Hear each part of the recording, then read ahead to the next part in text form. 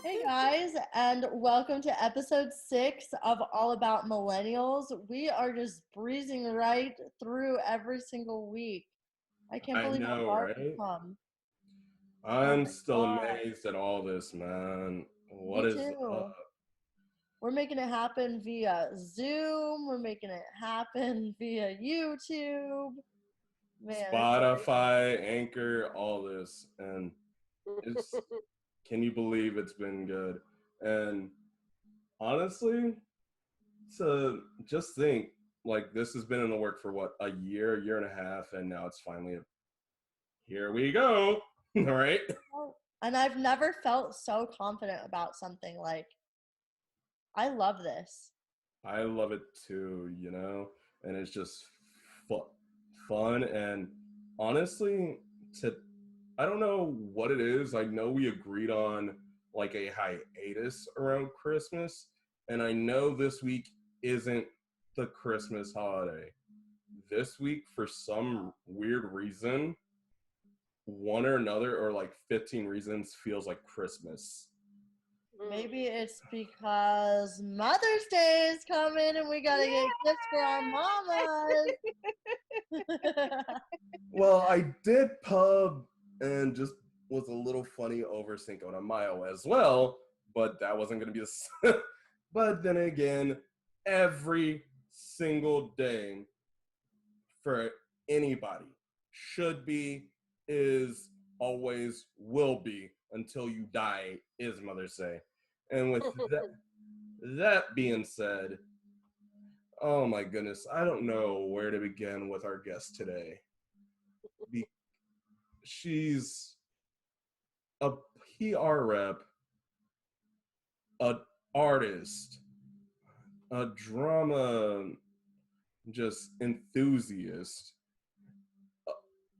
a Christian, a psychologist in training, all that and above. But at the end of the day, this would not exist, or anything that you guys claim that I have been chained to would exist without her, either obvious reasons or just without that. I would love to introduce and welcome Denise Seats, my mother, to All About Millennials. Hey, Mom. Hey, son, how's it going? It it's just weird that I have not seen you since really my high school reunion, but living in two separate time zones can do that to you. But it is great to have you on, even with the topic of the matter, and I know what it's going to come down to. Well, I'm glad you guys invited me on today. Hopefully, we'll have a lot of fun and get some information. Oh yeah, for sure. So, with that being said, let's dive in, shall we? Sure. All right. So, with everything when it comes to mental health and mental disabilities, we always focus on what is the child's point of view, or what about the child, what about the children, which granted can be very helpful, very beneficial, because they're the ones that are we see physically going through it every day. But behind every person, they have that support system, they have that parental guidance. So that's why I brought my mom in, because as I discussed early in the series, I think it was episode 1 or episode 2, Kaehla, if I remember. Yeah, it was really early on. Yeah, that I had grown up with autism, and yeah, it's just one of those weird realizations that you can't honestly predict, and one of those things that I wish I could have changed. But yeah, so today, hearing it from not just my perspective of growing up and how to overcome being of someone with a disability, but also moving forward and having that positive relationship with not just your parents, not just those in the community, not just those in an industry, but also your family, and growing and learning from it is really what this episode comes down to. And with that being said, so I'm going to start it by taking it all the way back to the 1990 itself, 1990, 1991.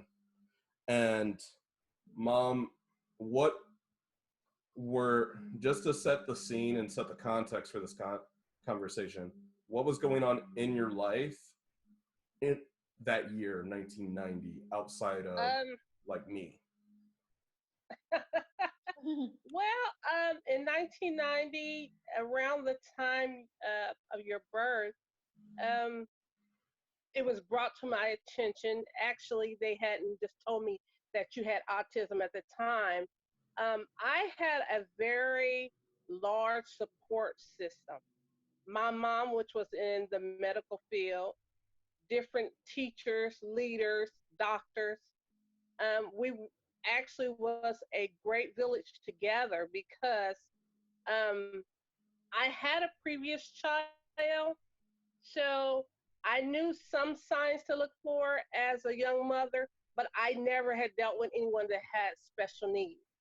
So at that particular time, his doctor, which is an awesome doctor, Dr. Marcus, um, he had let me know at each stage of his life what to look for. And also, he had given me excellent um, health care. So, with the ultrasounds and different doctors coming together, we knew that he was going to need extra help. Okay.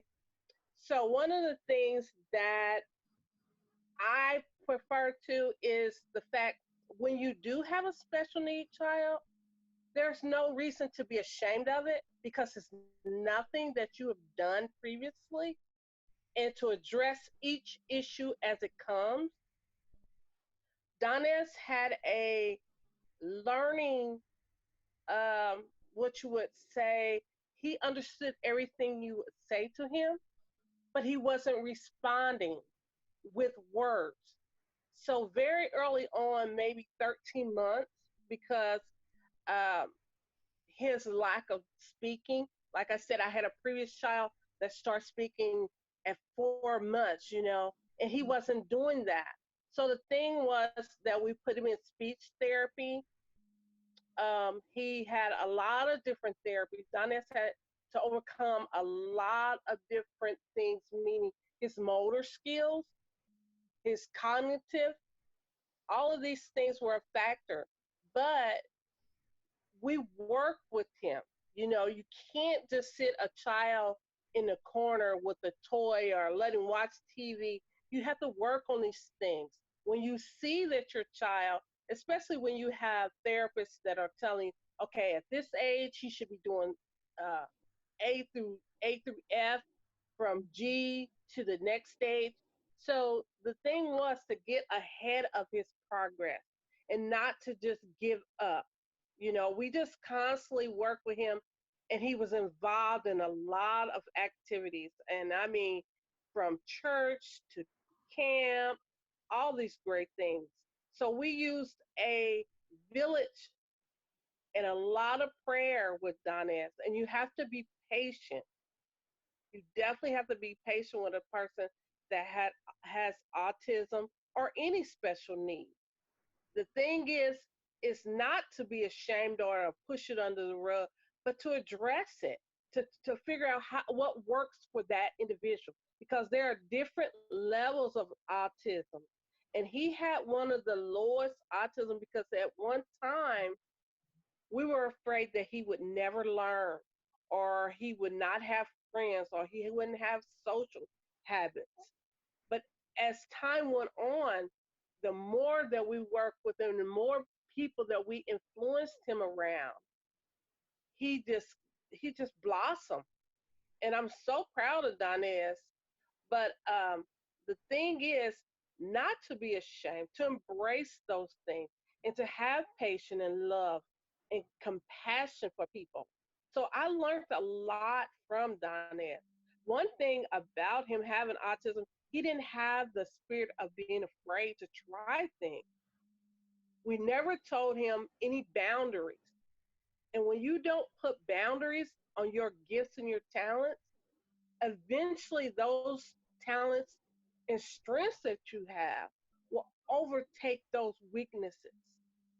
Because with him having autism, he was tested early on. And so he was put in classes where he could have the additional time to read or to study. So those things weren't issues. The things that we were working on was his, like I said, his cognitive and his motor skills, you know. And he started to realize that he was just a little bit different. Different not being bad, but different realize where your strengths lie. Because once he got it, oh, there's no change in him. And he is passionate about what he does. So we as people can learn from each and every one of us. And the thing to do is to take our strength and not our weaknesses and run with that. I love everything you've said so far. I I've kind of grown up in a similar situation Mhm. where I really have come to appreciate the whole it takes a village to raise a child. It takes a lot to Yes. raise a child. Not that I've raised one, but I'm the oldest of four. And my mom Okay. had me when she was 20. So she Mhm. didn't have life figured out. So having that support system and Oh being yeah. fortunate enough to have such, like you said, such leaders around you to Mhm. Mhm. guide you. And I have friends and family with Asperger's actually. So Okay. I think this is such a great broadcast, a great message to everybody who is raising their children still, Mhm. and just to remind them that, well, first of all, they're the most gifted people I know, and fearless for sure. And Mhm. second of all, like you said, anybody could take this away. Like, you have all these fears, but to have the strength to just go after it with no That's boundaries it. is a great reminder to anyone.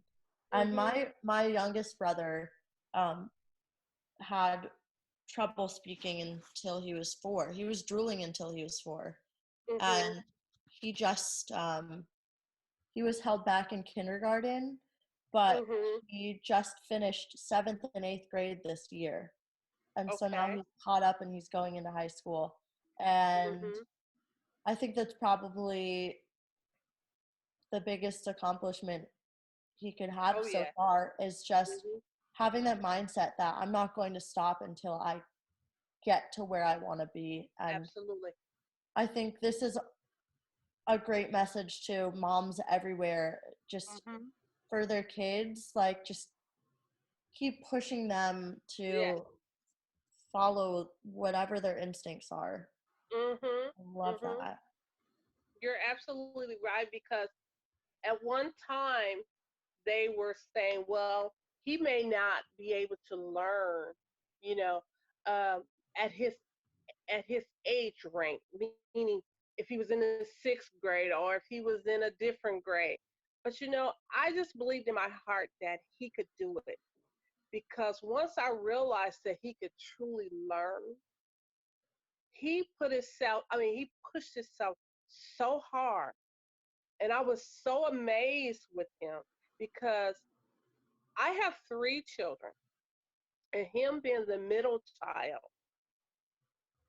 I just was so overwhelmed. I was like, Donaze, you know how to do that? He was like, yeah, Mom, I'll show you. He was in dance and he was in theater and all these different things.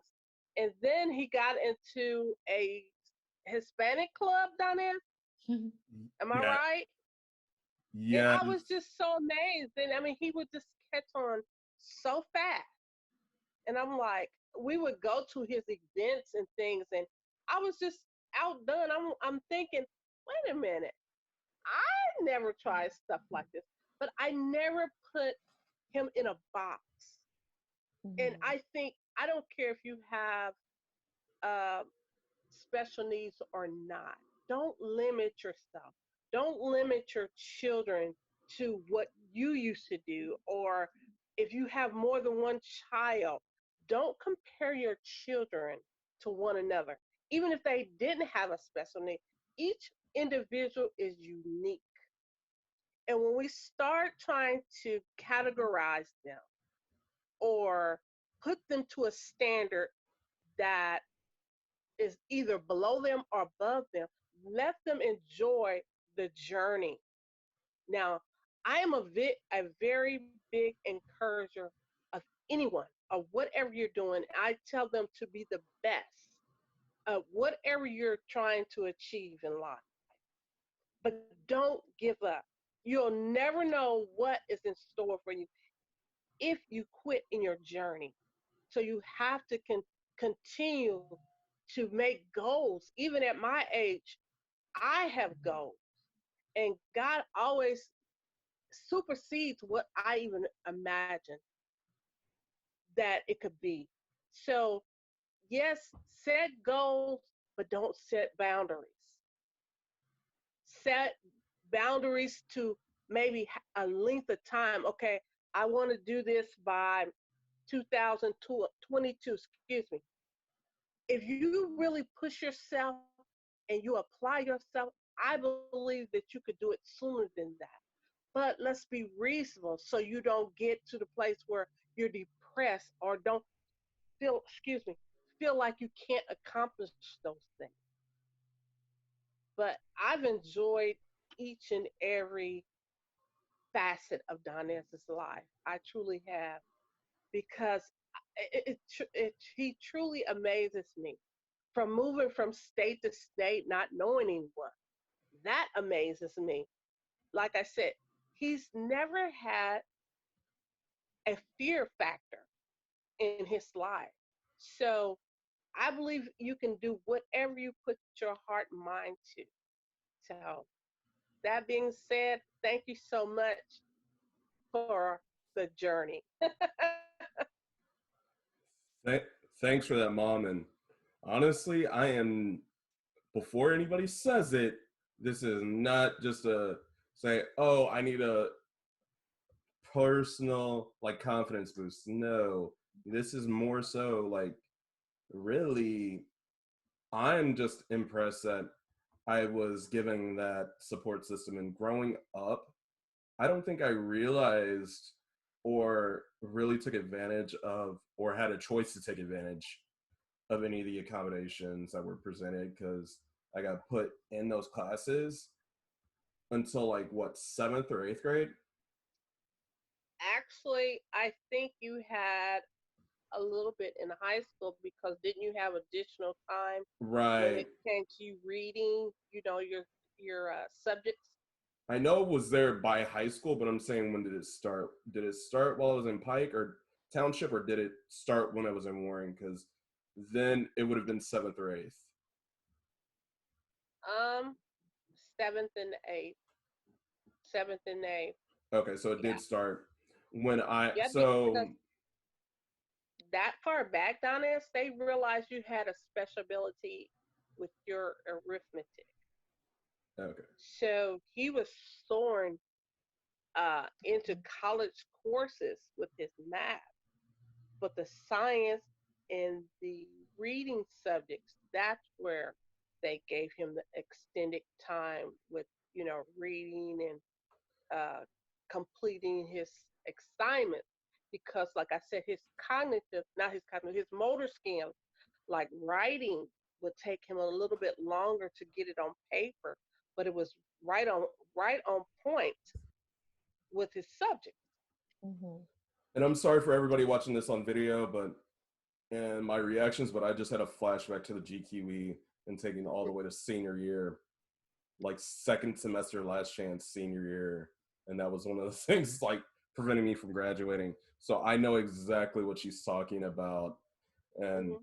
to be honest, the reason I brought that up was seventh or eighth grade, because I didn't know back then how to really embrace it or accept it. And I really didn't want to. And I Mm-hmm. thought like everybody was against me in a sense. So I kind Mm-hmm. of forced myself almost into an isolation, which Mm-hmm. is not healthy. I don't care what age you found out or what disability or health issues or anything. Like isolation, granted, and I say this, here we go, but isolation, and I am sorry for everybody listening to the podcast, I will try and knock that audio down, but it's not healthy to just over issues that we experience from the daily and just finding that support system.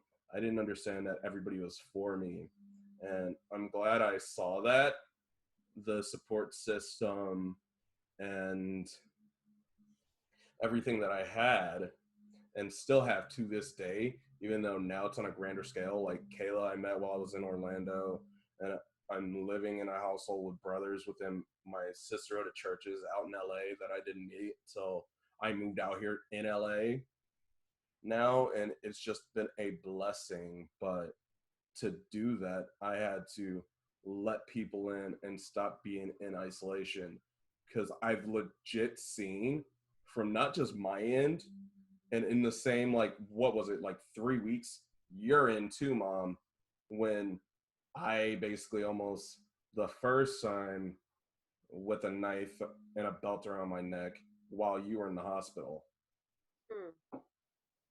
So before anybody gets to that point, and if you are one of those that are feeling that level of depression at any given time in your life, like, seek help and get that close inner circle around you, and that's really what's going to get to it. Even just speak out, because I know it's not always the easiest thing to get yourself help, but if you just say something, That's like the number one thing for me, is just say something, because someone's going to hear you.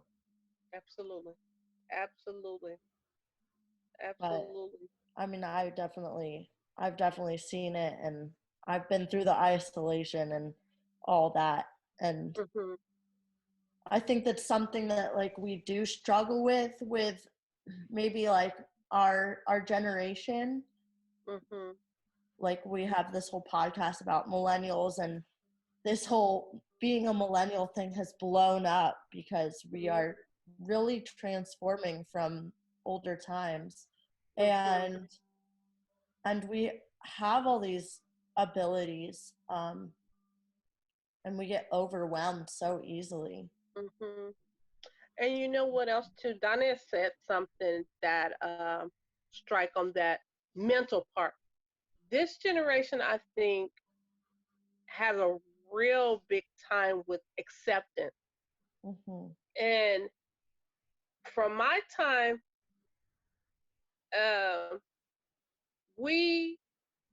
it was like one winner. Now, if you're competing, I don't think the acceptance is there. So you guys do something totally different than we did. Everyone has to have an approval or acceptance, meaning they have to be validated, even if they don't know how to accept a law. And what I mean by that is, I was looking at, they were preschool children, and they had like 3 or 4 or 5 different awards. And it was like a winner, then second up, third up, fourth up. And every child got some type of award. And I was just wondering, how is that balancing with real reality? What I mean by that is, when you're in a regular job and you have your CEO, you have the president, and then you have workers up under there. Well, if you're not able to accept a loss sometimes somebody's not going to get the job, okay? It's only so many openings to be the CEO. It's only so many openings to be in a certain position.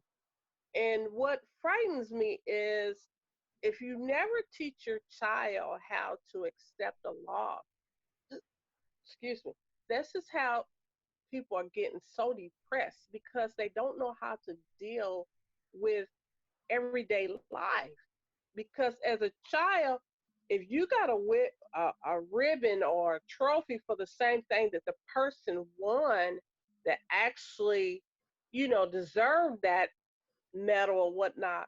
What happens when that individual um, don't get the position they want, or they get laid off, or like now jobs are being laid off? If you've never been prepared for an instance as today, I really feel sorry for our people because they don't know what to do. They don't know how to survive. They don't know how to cope with bad news or not as happy news as an award. So, are we setting our children up for failure, or do you feel like this actually helps them? That's Do an you interesting think so? point. I'm definitely one of those kids that like my whole life it's been like there are just so many talented people out there. That's how it Yeah. feels. And I grew up with like in Orlando. That's where I grew up. Uh There huh. are so many people that are smart, that are Hmm. just like go-getters, and we were always like neck and neck. Competing. And yeah, Yeah. and I'm not even kidding, I had 12 valedictorians in my graduating class in high school, Yes. because when you have so many kids at such a Mhm. high capacity, what do you Mhm. I think maybe even, what do you do with that? You just, Yeah. well, this one's a valedictorian, and this one also. They're all just like marginal. Right. But I definitely um, was one of those people that was really high up there. Not the top. I was never the top. I definitely always felt like, oh, that person is always beating me out or something like that. Right. But Right. when I got to college and I was actually studying for medicine, I was Uh huh. pre-med, and um, towards the end of it, I think I the whole time I wanted the idea of being in the medical field rather than actually wanting to be in the medical field. And so I experienced the whole burnout anxiety thing, Mhm. Mhm. and I've always been a performer. I'm always trying to like be the center of attention and whatever. That's it. And I was always performing music and stuff. And my parents were like, Kaehla, you don't have to be a doctor if this is not what you want. I'm like, no, this is the right Mhm. thing to do. But And now you're a comedian in the Big Apple. yeah, well, right now I'm nothing. But it really, I really struggled with that in college, because my whole entire life I was just the best at Yeah. everything. I still have Mhm. that mentality. I'm the best for myself. That's what I'm realizing now. And it took a There long you go. time. It took a long time of my parents definitely like, Kaehla, like seriously, calm down, like get it together. Because Mhm. I definitely had the mentality like this isn't good enough. I'm not good enough. Like, Mhm. and then it's just a never ending Mhm. like cycle. Yes. Yes. And I don't I don't know if it's I don't know if it's I feel like it's such a complicated thing. Like there's no like it's more of a correlation thing if we want to talk about it in a psychology sense rather than like Mhm. a cause and effect. Right. So it's like the way that our parents raised us was, like you said, to attain something that you could never attain, which is just your wildest dreams. Because my parents were always like, be adult tomorrow, focus on your school right now, and we want you to have a better life than we had. Like that was Mhm. always the thing. And having that support system is just number one out of Oh yes. everything. It all boils down to that support. And at the same time, I don't know how we could have coped with the amount of competition that we were thrown into at all times. I think it more has to do with the way the world was as we were growing up and where it's going, rather than anything that someone could have. I think some people are just better at dealing with it than others. I'm not sure, actually, And because I tend to hear the same thing from people. It's a lot of that, like, natural pressure between wanting to be good for yourself and wanting to be good for your family and be good for society, that I think probably carries over from generation to generation. Right. And maybe we just hit a breaking point. Or even my sister's 6 years younger than me, and I think it hit her even worse, but more so in the sense of, like, the whole support thing.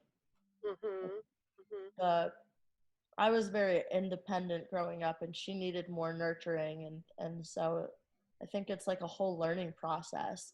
But like, everybody around our age seems to be struggling, or, I mean, there are a lot of very successful millennials out there, and of course we're choosing to start our careers from scratch, so we're hustling. Kaehla, I know I am going to apologize for interrupting you, but you did pull a Kanye and Taylor Swift bit on me twice last week. And with that being said, we'll see you guys in a bit. We'll be right back from break. Hey, all you millennials and millennial lovers. I have discovered some new products for all of us to take care of our skin and our beauty, our well-being during these times when we can't go to the store so easily. It's Pharmacy Cosmetics, and they make stuff for kids. They make stuff for women, men, everybody. And I love to use the Calendula Balsam, which is a product that kind of just soaks into your skin when you put it on and keeps you moisturized for hours. So if you're interested in that, you can go to pharmacyus.com/Kaehla Maurer, pharmacyus.com/KAEHLAMAURER. All right, we are back from break, and we are deep in discussion about the differences between generations and how it's kind of shaped millennials as people. And first of all, one of the points I wanted to make from the very beginning after I got to hear Donaz's mother speak is millennials, since this is a millennial podcast, I think there's one thing for sure, and I think that we need to take time to thank our parents, especially our mamas, for Outside of shaping us Sunday. for shaping us into the people that we are, because they always thought beyond themselves. If there's one thing I could take away from hearing your story and everything my mom tried to teach me as a kid, whether or not I wanted to listen, it's stop being so selfish and and think of someone other than yourselves. And I think that our moms, coming from generations before, definitely had a grasp on that and could teach us a lot about taking care of other people and wanting the best for them and having a satisfaction in seeing them go farther than you could ever go. That's I see that in my mom, and she's kind of going through her own transformation right now, which is really cool to see.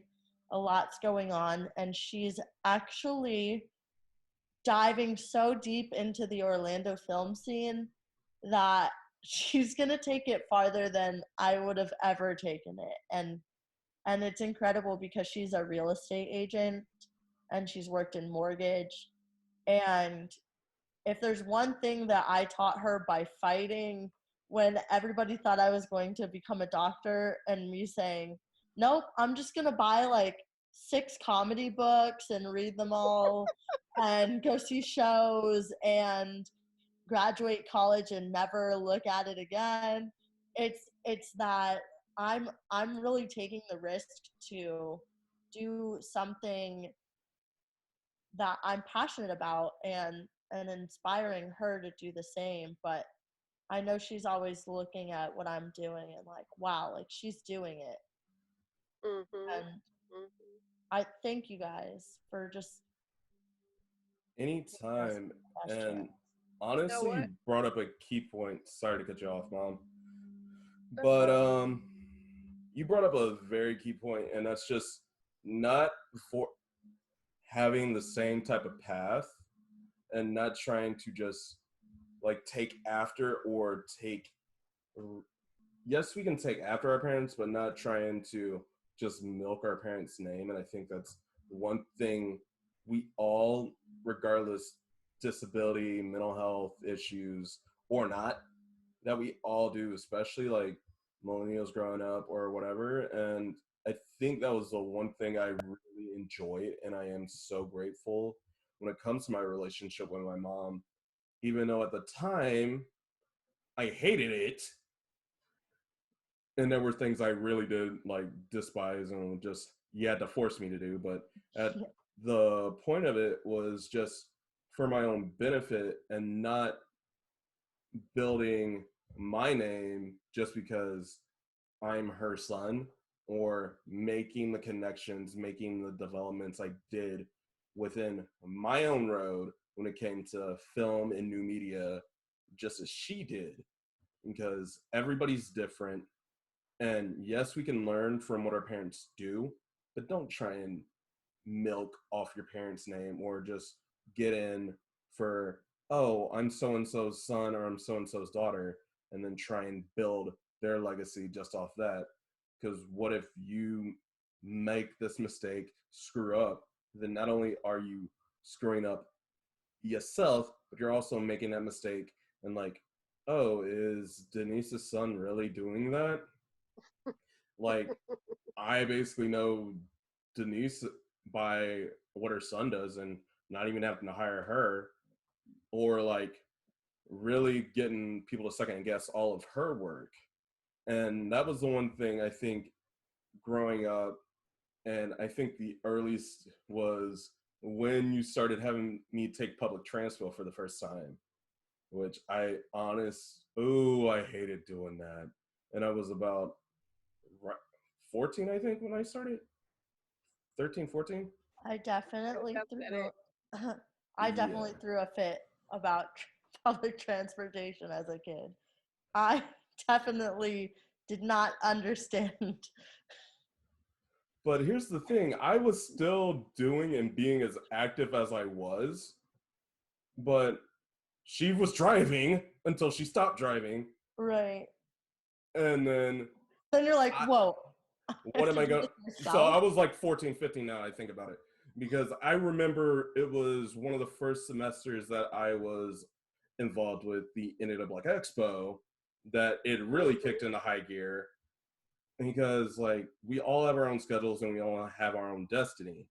But I didn't use my time working out there with IBE on my mom's name. I basically built my own name and legacy on, there were some days I got back, left at like 5 in the morning, got home at like maybe 10, 11 o'clock at night. And for those that live in Indiana, we all know about the 39. No, that late, especially on a Friday, just I'm still getting the flashbacks and the nightmares.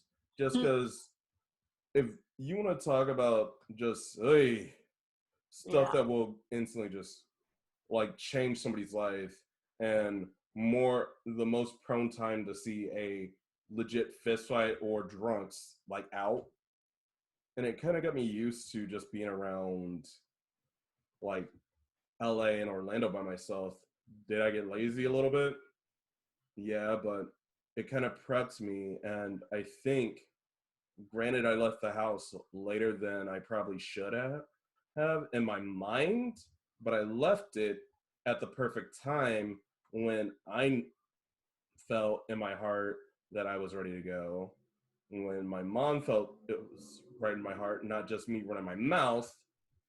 And I've been out the house. No, you remember, like, I think I was asking and saying for what, 2-3 years before I actually left in 2016. Because when did I start saying it? Donaze, you were such a prompt person. Anytime you left, you probably got there probably 2 hours ahead of time.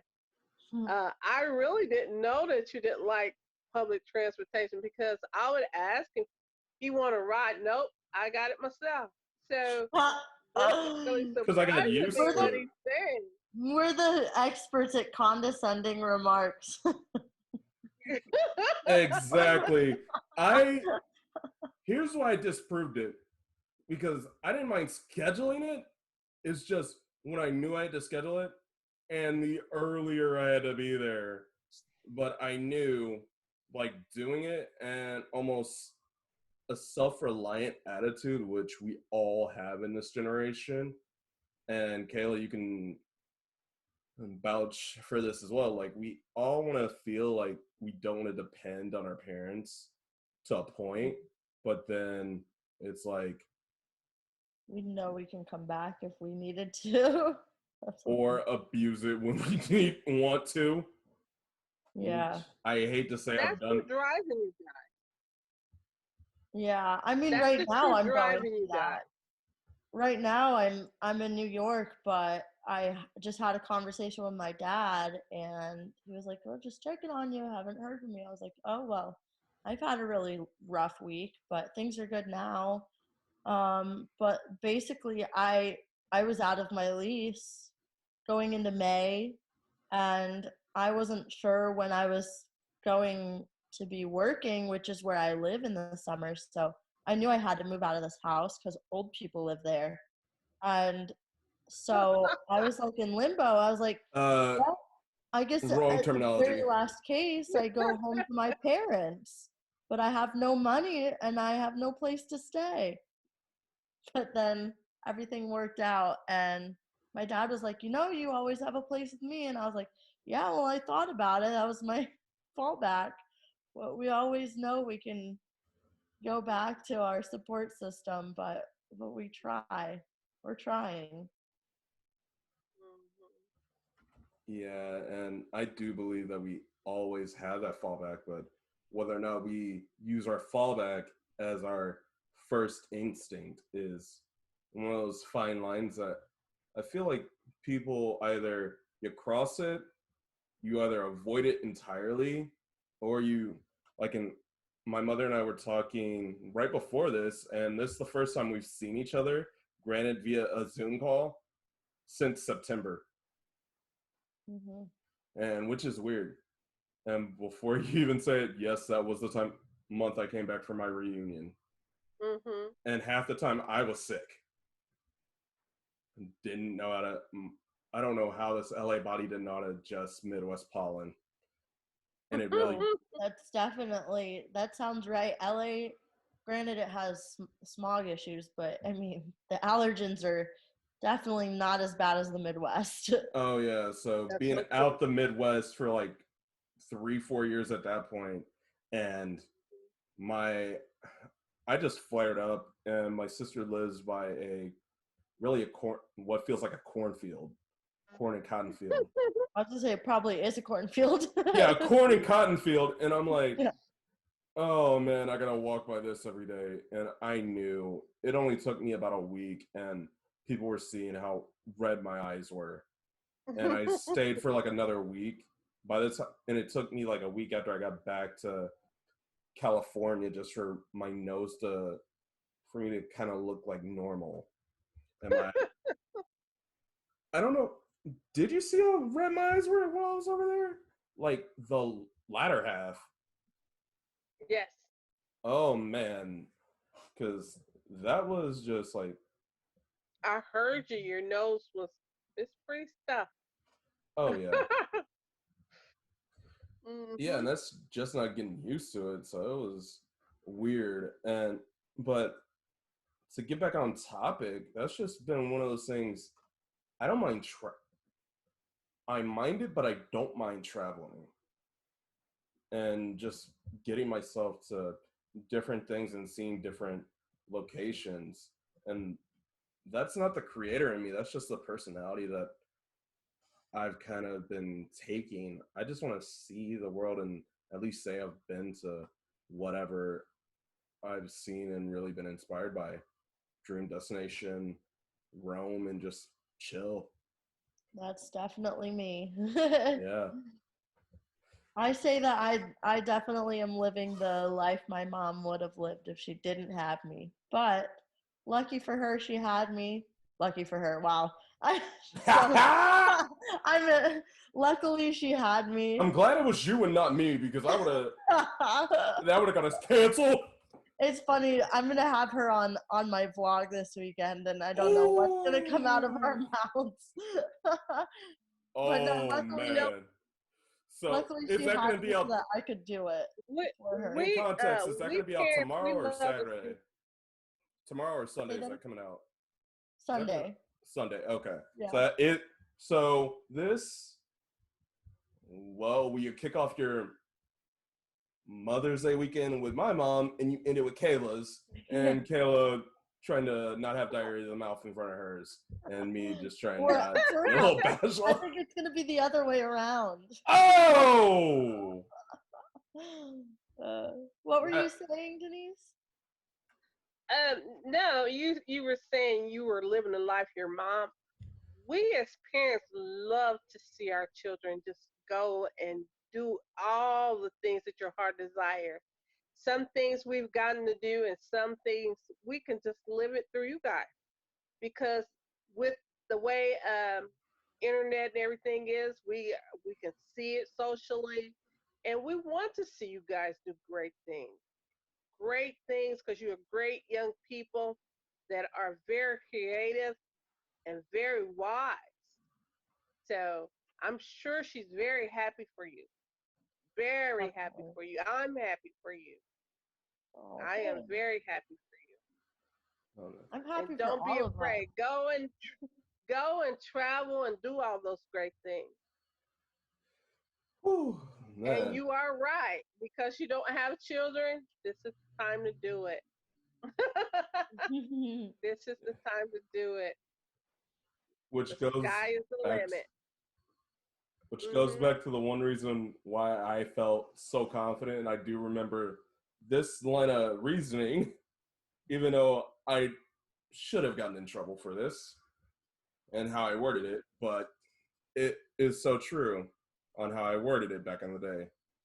No kids, no job, I'm single, I'm leaving. I love that. That was Maybe that literally was how me I. too internally. No, that was me externally. I told this directly to my mother. I told this directly to her on so many occasions. I'm like, and that was how, and that's why I think until I stopped just saying it like that and started like pushing forward, that's when I knew I was ready. Instead of like that mindset and that mentality. Because that was like that mentality, granted, that is a good mentality to have, but if that is all your reason for wanting to get out your parents' house, a reason for wanting to just see the world, then I'm sorry. We'll make it happen. That's the thing. Yeah. If we want something, we will make it happen. Right. That's so and true. That and is you have to so have the true. drive though. That is so true. Yeah. When you get sick and tired of doing nothing, and your friends are doing things, and you're trying to figure out how to do this and how to do that, when you just let your head be your guide, Yeah. your head and your heart. So Yeah. yeah, that's great. Yeah. And man, this has been, honestly, we keep getting better and better, but this to me has a special place in my heart for one of the, not just because the subject matter was me, but been my favorite episode just because I love my guests, and man, I don't know what I could do without her. I wish you all a happy Mother's Day weekend. Well, And thank you. And man, thank you also, Kaehla. Yeah, thank you for being here. That was great to hear from somebody else's perspective. oh But yeah, seeing like similarities in my own life. all right. Oh, Really cool. good. And Well, Kaehla, I do you couldn't have agree. anything? Do you want to talk about next week real quick? Because I know you've got something real in store for us with that discussion. Yes. Let me see here. Did you have one more thing to say while I pull this up? No, sweetie, I sure don't. All right. So next week we will be talking about multitasking and attention spans, which in some ways kind of feels like an extension to this episode. So we're going to dive into a little bit of how that ties into why we love going into the entertainment industry, where we see our pros and cons with our experiences, and just have some really good discussion about that little squirrel mentality that we tend to joke about. Yes. Now, is it a little squirrel or is it a big squirrel? Ooh, I guess we'll talk about Stay that. tuned. That's all I gotta say. And man, Mom, do you have anything you're wanting to pub real quick? Well, actually, I just wanted to say that I'm so happy to be here today, and I really appreciate it. And it's an eye opener to those mothers and dads and that have children that have special needs. Just have patience. Let them lead their lives, because we always want to keep our children babies, but they have goals and ambitions of their own. So just be a sounding board when you can. Give them a lot of love, a lot of prayer, and advice when asked, because we have to realize they're not babies anymore and they want to live their own lives. So we have to adjust ourselves as parents to realize, you know, they live their lives, we lived ours, and God's going to lead them in the right direction. So I just want to say thank you for having me here today. Thank you. You're welcome Thank anytime, you. Mom. And with that being said, on YouTube, don't forget to like, comment, and subscribe. For those on Anchor, on Spotify, on Google Podcasts, don't forget to like, leave a comment, and don't forget to follow. Until then, for Kaehla, I'm Donaze. Thank you. TTFN. Good night.